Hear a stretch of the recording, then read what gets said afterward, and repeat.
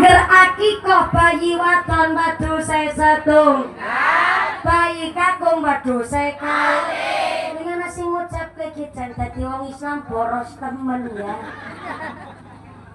lagi babaran sesar ora ndek BPJS bayare 23 juta melakukan gaya cara mangan-mangan jangan plekatri temen ya wong Islam bukan kakek plekatri ning jebule wong menungsa angger lair uripe kok dereng diakikoh niku pada bae esi nang jero pegadean mulane disembelikan hewan akikoh kelicire getih kuwi nggo nebus bocah nang jero pegadean mulane angger ana wong kok urung diakikoh kadang bocah nakal banget ora kena diomongi rewel mriangen mawon nanti tekan tua besi rewel sholat babar protes omong-omongane ya ora mandi masak piturute mungkin anu urung dikekah kaya kuwi Sartina